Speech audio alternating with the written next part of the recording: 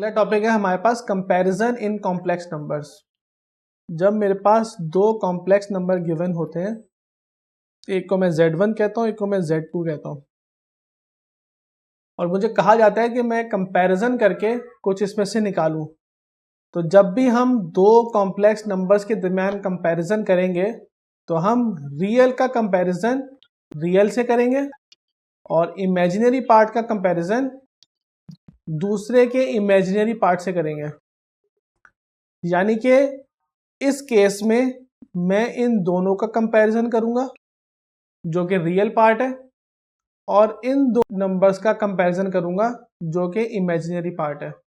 ठीक है, तो नेक्स्ट क्वेश्चन में हम कंपैरिजन की हेल्प से डिटरमाइन करने की कोशिश करेंगे वैल्यूज को। तो नेक्स्ट क्वेश्चन में हमें दो कॉम्प्लेक्स नंबर्स गिवन होंगे और उनका कंपैरिजन करके उनमें से हमें वैल्यूज को डिटरमाइन करना पड़ेगा एक्स और वाई की। तो एक्सरसाइज 1.5 का क्वेश्चन नंबर 5, इसमें हमसे कहता है कि find the values of x and y when दो गिवन कॉम्प्लेक्स नंबर्स।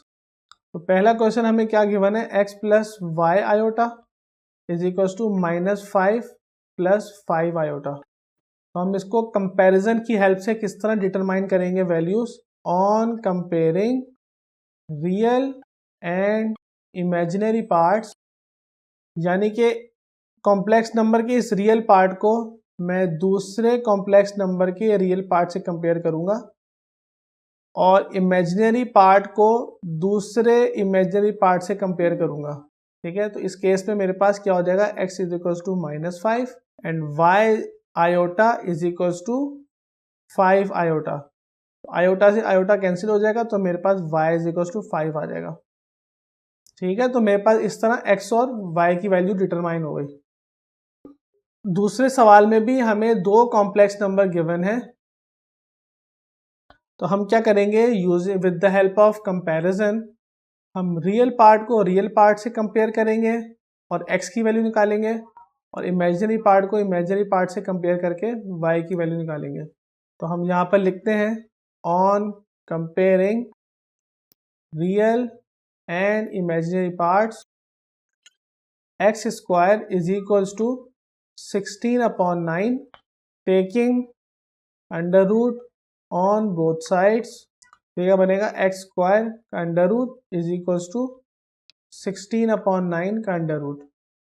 तो 2 से स्क्वायर रूट कैंसिल हो जाएगा, तो ये बनेगा x is equals to plus minus under root 16/9, जो कि हो जाएगा मजीद सॉल्व होने पर प्लस माइनस अंडर रूट 16/9। तो ये हो जाएगा प्लस माइनस 4/3। हमने इस तरह x की वैल्यू डिटरमाइन कर ली। अब हम इमेजिनरी पार्ट का कंपैरिजन देख लेते हैं। इमेजिनरी पार्ट क्या कहता है, iota y square is equals to 9/25 iota.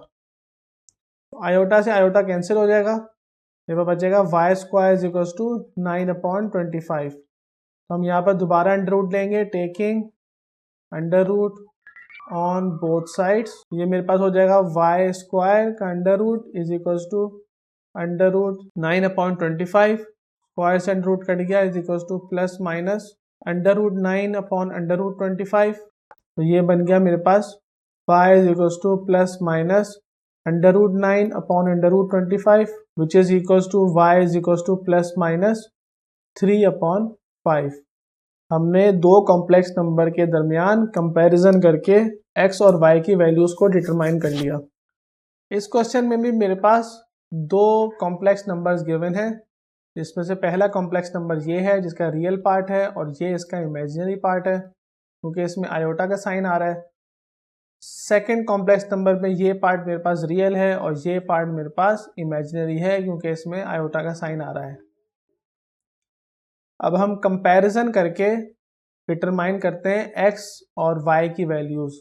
ठीक है, हम लिखेंगे यहाँ पर on comparing real and imaginary parts under root 5/3 x is equals to 6 under root 3 upon under root 2। मैंने इस रियल पार्ट को इस रियल पार्ट के साथ कंपेयर किया और आगे चल के मैं इस इमेजिनरी पार्ट से इस इमेजिनरी पार्ट को कंपेयर करूंगा y की वैल्यू डिटरमाइन करने के लिए। अब अंडर रूट जो है मेरे पास यहाँ मल्टीप्लाई हो रहा है, उधर जाकर डिवाइड हो जाएगा। 3 मेरे पास यहाँ डिवाइड हो रहा है, उधर जाकर मल्टीप्लाई हो जाएगा। तो ये सिचुएशन क्या बनेगी, x is equals to 3 multiply by 6 under root 3 upon under root 5 under root 2। अब मैं इसको सॉल्व करता हूँ। x is equals to 3 under root 3 into 6 upon under root 5 into 2। यहाँ पर मैंने मैथमेटिक्स की दो प्रॉपर्टीज को एक साथ यूज किया है। आपको याद होगा ड्यूरिंग रेडिकल्स लेक्चर जब दो रेडिकल्स मौजूद होते हैं सेपरेटली और वो आपस में मल्टीप्लाई हो रहे होते हैं तो उनको मैं सेम अंडर रूट के अंदर लिख सकता हूँ। ये रेडिकल्स वाले लेक्चर में हमने डिस्कस किया था इस बात को। इसी तरह मैंने एक और चीज़ डिस्कस की थी वहाँ पे, जब मेरे पास एक रेडिकल मौजूद है अंडर रूट एक्स और वो इसी रेडिकेंड से मल्टीप्लाई भी हो रहा है, तो इसको मैं सिंपल एक रेडिकल की फॉर्म में लिख सकता हूँ अंडर रूट एक्स। तो आप देख सकते हैं एक प्रॉपर्टी मेरे पास ये वाली इधर लग रही है और इसी तरह अंडर रूट 5 अंडर रूट 2 वाली प्रॉपर्टी मेरे पास ये है। तो इन दोनों रेडिकल्स की प्रॉपर्टीज़ का यूज़ करते हुए मैंने आगे सवाल को सॉल्व किया। ये हो जाएगा 18 अंडर रूट 3 और नीचे आ जाएगा अंडर रूट 5 इंटू 2। ये हो जाएगा x की वैल्यू आ जाएगी यहाँ से 18 under root 3 upon under root 10। तो इस तरह मैंने x की वैल्यू डिटरमाइन कर ली। अब सेकंड हम क्या करेंगे, इमेजिनरी पार्ट को इमेजिनरी पार्ट के साथ कंपेयर कराएंगे। हम दोनों इमेजिनरी पार्ट्स को यहाँ लिख लेते हैं।